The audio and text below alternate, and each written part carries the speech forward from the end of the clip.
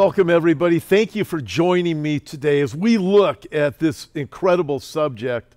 And we've really got to be ready because everything has just changed. Not since my book, America in the New World Order, have I been so deeply engrossed in matters of global intrigue and secret cabals.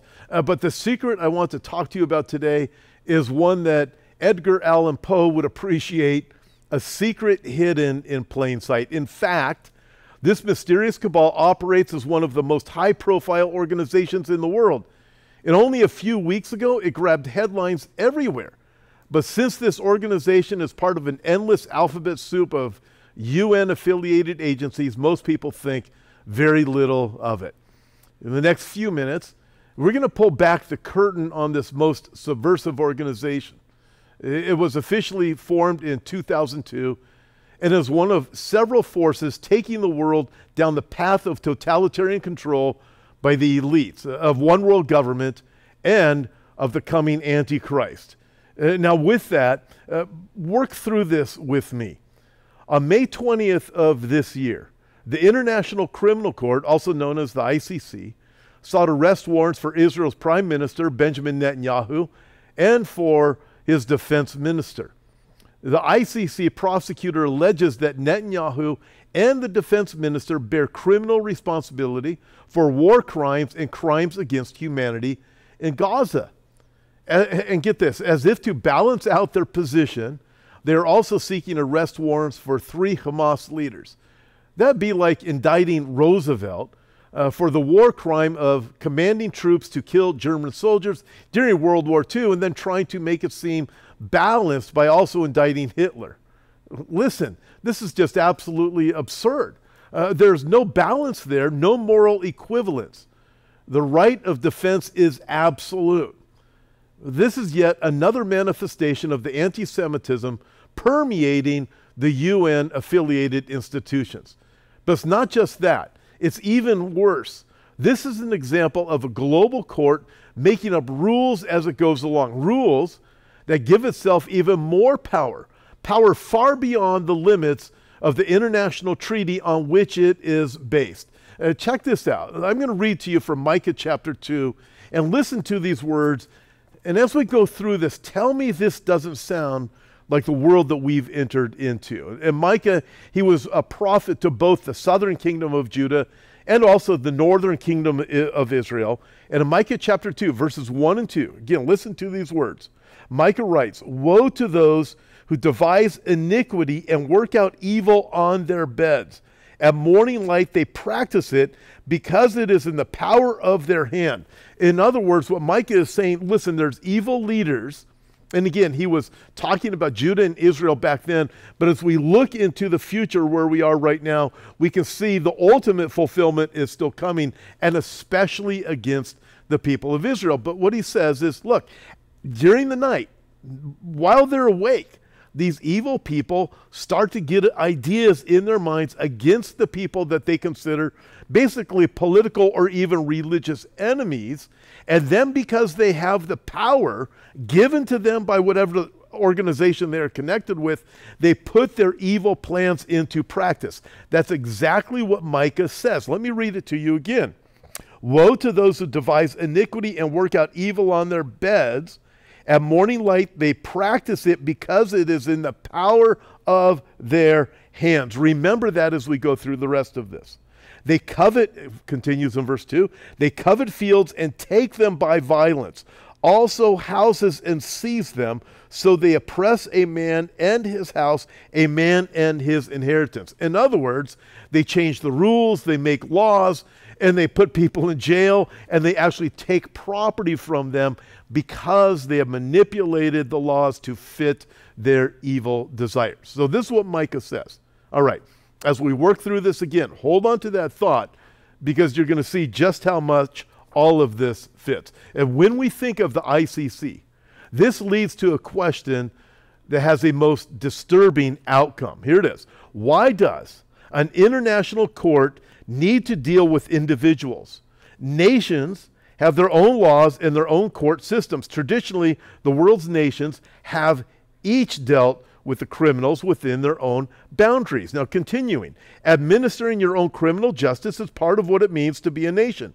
But in the late 1990s, most of the world's nations decided to partially give up their sovereignty over their own criminal justice system.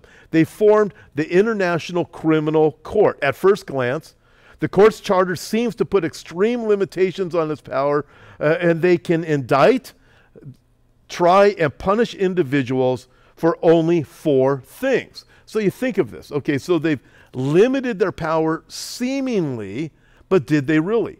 So here's the 4 things: genocide, war crimes, crimes against humanity, and for aggression.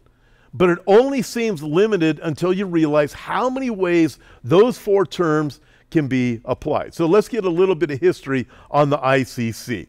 With that, the ICC is a tribunal court headquartered at The Hague.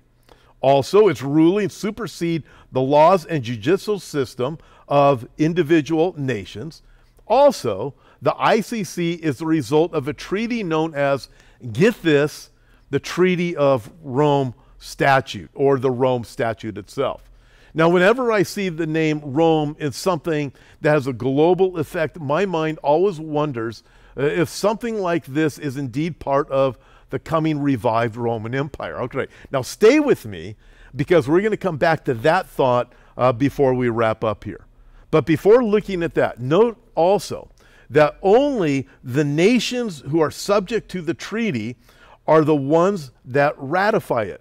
Legally, that is, but apparently theoretically. And let me give you an example of how this is supposed to work. If Great Britain and Japan make a treaty between themselves, no citizens of any other country are subject to its rules. Listen, that's not rocket science. Great Britain and Japan, they make a treaty.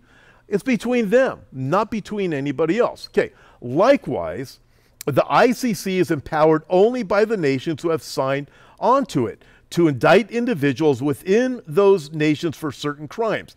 If a nation has joined this system, then the ICC can indict, any of that nation's citizens. Its rulings override local and national laws. Okay, we get that, right? But not every nation joined the treaty. For example, the United States, China, Qatar, Saudi Arabia, and dozens of other key nations never ratified it, and their citizens are therefore supposedly exempt from its provisions. Now, get this. Likewise, Israel never joined the Rome Statute either. So keep that in mind. By the statute's own rules, Israeli citizens do not fall under its authority. Yet, in May, the International Criminal Court indicted Israel's prime minister and defense minister. With that, everything changed. Folks, this is huge. The nations who have not placed themselves under the rule of this court claim that it cannot indict their citizens, but the ICC says it can, and they did. That position, get this, is backed up by the United Nations itself. The UN says, while not all 193 UN member states are parties to the ICC, it can launch investigations and open cases related to alleged crimes committed on the territory or by a national of a state party to the ICC or of a state that has accepted its jurisdiction. Wow. Folks, this is hard to imagine, but this is the world that we live in. So think of it this way. In other words, you can be an American citizen living in Kansas.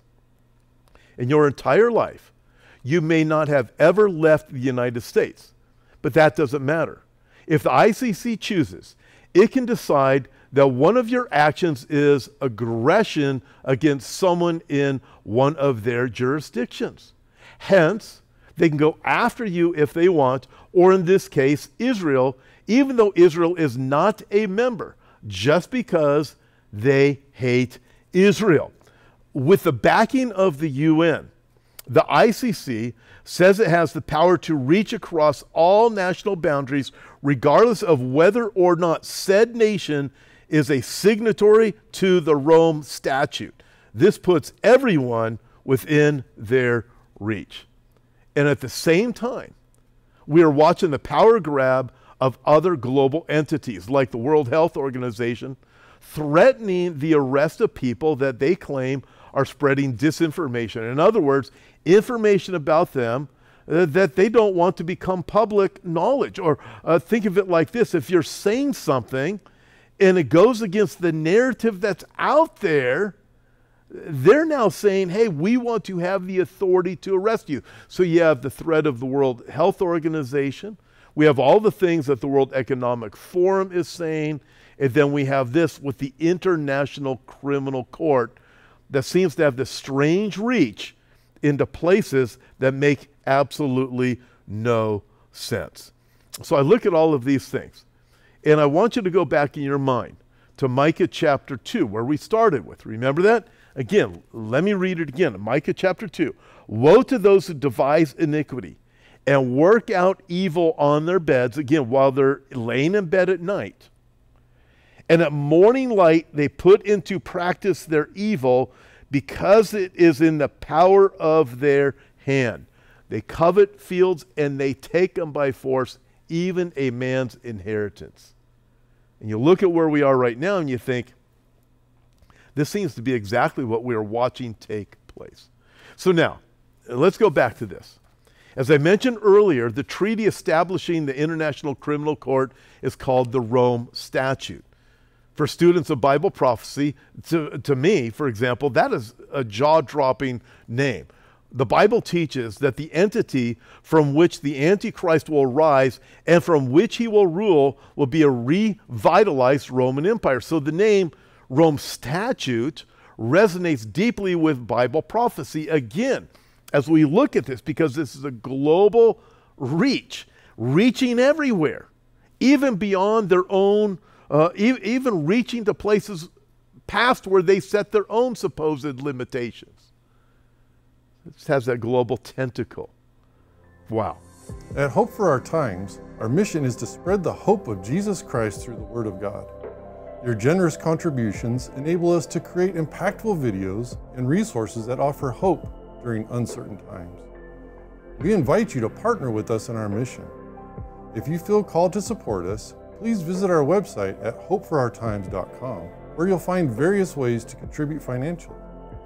Additionally, donations can be sent by mail to Hope for Our Times, 1281 North State Street, Suite A, 311, San Jacinto, California, 92583. Your partnership directly fuels our efforts to develop new resources and connect with a wider audience.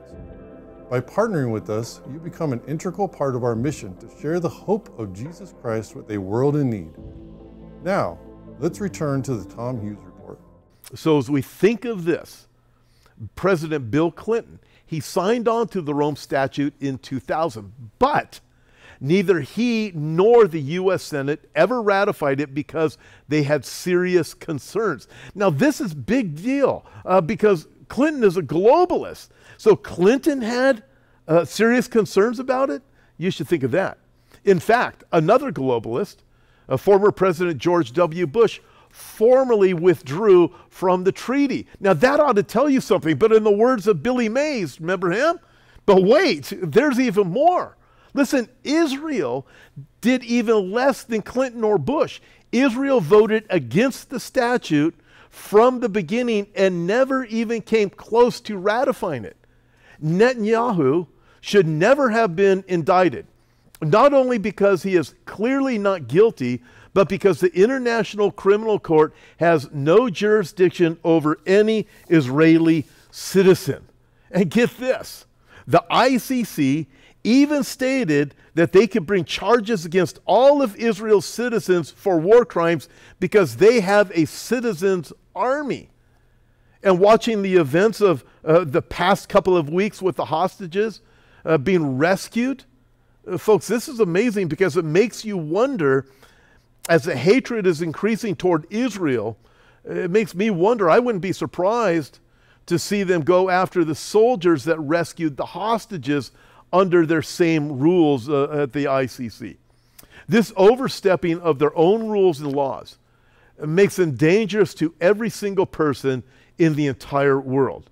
But again, there's even more. Back in 2021, the ICC ruled that because Palestine, which is not a nation, is a signatory to the Rome Statute, the ICC gets to decide, get this, the ICC gets to decide the boundary lines of a new state of Palestine without bothering to negotiate with either side. They said, and this is a quote, "Territorial scope of this jurisdiction extends to Gaza and the West Bank, including East Jerusalem." You can't make this up. This is unbelievable. Except we are living through this and watching Israel experience this evil in real time. Now think on it. With that pronouncement, this court invaded the Holy Land and awarded Judea, Samaria, Gaza, and part of Jerusalem to a non-existent Palestinian state. They did it without firing a single shot or even sitting down at a negotiating table with no mandate and no authority. The ICC is empowered to indict, prosecute, try, and if convicted, pronounce judgment regarding certain basic crimes: genocide, war crimes, and aggression. Okay, but what does that mean? Well, the Rome Statute defines genocide in a way that makes every war, even an entirely defensive one, an act of genocide. Article 6 says in part, and this is a quote, "For the purpose of this statute, genocide means any of the following acts committed with intent to destroy in whole or in part a national, ethnical, racial, or religious group." Then they give some examples, and here are the first two: killing members of the group and causing serious bodily or mental harm to members of that said group. Listen, in what war do people not try to kill members of another group? That's what war does. In what war do the two sides not try to cause serious bodily harm to each other? Regarding genocide, what about that genocide against the Jews since the history of the world? You don't hear anything about that. What about the fact that there's 0 Jews living in many of the Muslim countries that pre-1948, there were thousands and thousands of Jews living in those Muslim countries? Not anymore. What about prosecuting for war crimes? One of the other things that the ICC is talking about, genocide and war crimes. Well, no one can accuse an American of that, right? After all, Israel is at war, not us. What happens if someone reports you to the ICC? Get this, because they looked at your social media or video page and saw that you support Israel. What if they see an Israeli flag on your house and you say something like, "I stand with Israel"? If you support Israel, can they come after you for committing a war crime? Listen, I don't know yet, but time will certainly tell. And it appears to be going that way. And what about prosecuting for aggression? What does that mean? The ICC website specifically says that they can prosecute aggression, but unlike the other crimes, the Rome Statute does not give a specific definition of the crime. So what does it mean? Are the prosecutors at The Hague empowered to go after people who drive too fast or cut in and out of traffic? What kind of word is aggression? It can mean almost anything. Think of this. Here's a fact. Vaguely worded laws make evil leaders. Don't forget that. Vaguely worded laws make evil leaders. Hence, they stay awake at night, like Micah said, making their plans. And in the morning, they put their evil, vague laws into practice because they have the power to do so. So what now? Well, according to Time magazine, the arrest warrant against Benjamin Netanyahu must now be approved by a panel of 3 judges from Romania, Benin, and Mexico. at the ICC before they can be implemented.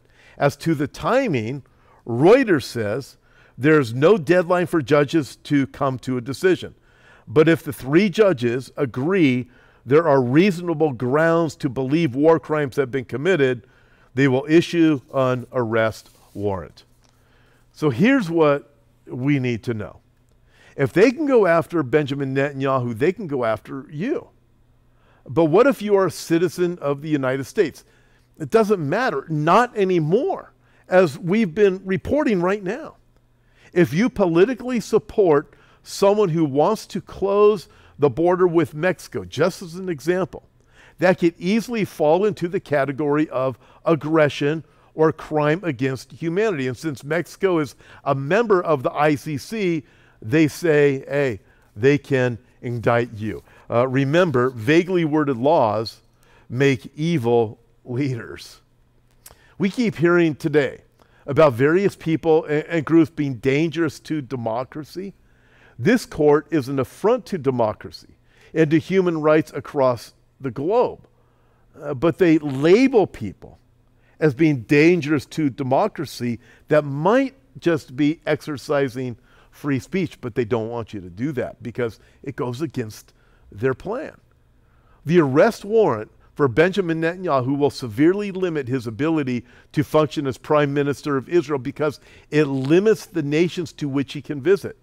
To limit a leader's ability to work diplomatically is to limit his ability to make peace and avoid war. And if his ability to function as prime minister is diminished, it lessens his chance at re-election. Perhaps that has something to do with this. Interesting. As we watch this, plus what is going on with Trump right now, it's very similar dynamics.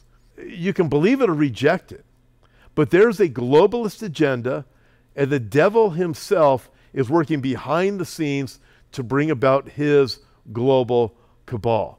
You can believe it, you can reject it, but let me tell you, it is a spiritual dynamic. If you understand your Bible, then you know we don't wrestle against flesh and blood, but against principalities and powers in the dark places. But back to Israel. This being the case, it means the ICC is interfering in the election of a sovereign state over which it has no jurisdiction, and Israel is being globally isolated. Again, folks, this is just amazing, the reach that the ICC has given itself. What's going to stop it? Apparently, this is the agenda of the UN, to isolate Israel. Overly broad and vague laws are the tyrant's home territory. This gives all the power to the prosecution.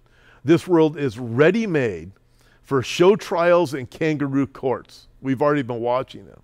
The world is set up for the global tyrant that is coming. But listen, we've got to be encouraged, and you've got to understand, as we look at things like this, and so many other things that are taking shape right now in this world, that Jesus told his disciples in the Olivet Discourse, he said, see, I have told you these things beforehand. What was he telling them about the signs of the coming tribulation period? Not so we would lose heart or be living in fear, but so that we would have our faith strengthened, because we'd be able to look and go, wait a minute, I don't have to be afraid. I was told this global system is going to come about. Jesus told me this, so I look and go, aha, I can make myself ready. I can be faithful.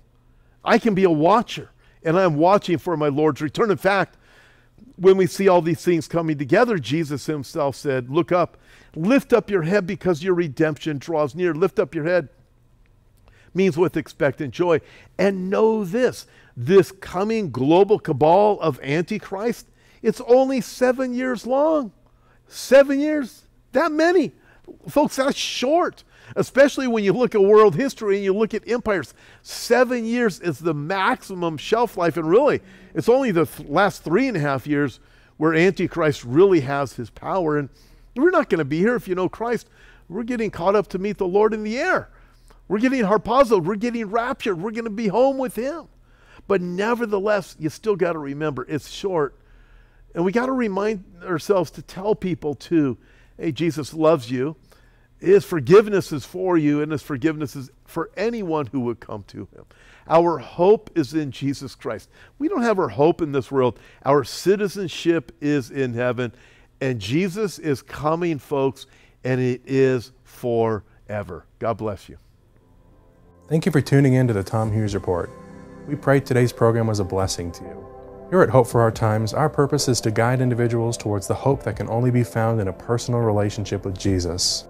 We encourage you to explore our website at hopeforourtimes.com and reach out to us through the contact page. We value your feedback and would love to hear from you. A special thank you to His Channel for graciously allowing us to utilize their wonderful studio for recording the Tom Hughes Report. Don't forget to explore their website at hischannel.com for an array of Christ-centered programs. Make sure to join us again next week for another insightful episode of the Tom Hughes Report. And always remember to look up and lift up your head because your redemption draws near. I have some prayer requests for you, and several of them, and they're kind of exciting, but we really do need some prayer. And one of them is we are looking at planting a church in Idaho. I'm not going to tell you where yet, but it's a lot of work. We've been meeting and going through the processes with Pastor Tim Thompson from 412 Church in Temecula. I'll give you more details in the future, but please pray. We would like to, listen, as long as we are here until we are called home, be about our Father's business. And as I mentioned, when I retired from my former position as lead pastor, I still serve as a pastor alongside with Tim and 412 Temecula. But with that, my goal is to plant as many churches as possible and get the gospel out to wherever I possibly can, where God opens up doors. So I really appreciate your prayer requests for not just Idaho, but also other places that the Lord has planned for us. And then also, as we've been mentioning, we have a conference coming up in Mexico, and that's coming up next week, and really need prayer for that. We have a training that's taking place with 35 pastors and other church leaders. It was a closed training for those pastors, and we really want to work with all 35 of these churches. Pastor Brandon Holthouse and myself will be teaching the training classes, and then also on that Saturday, so that's July 5th, on Saturday, July 6th, we have a prophecy conference with myself, Pastor Brandon and Pastor Moises Galvin. And then on Sunday, I'll be staying over to do the Sunday services. A couple of other quick things. One of them is, please pray. We have some doors opening up in Ukraine, also possibly in Cuba and even Brazil. I have much more to tell you, but I will tell you about these things next time. God bless.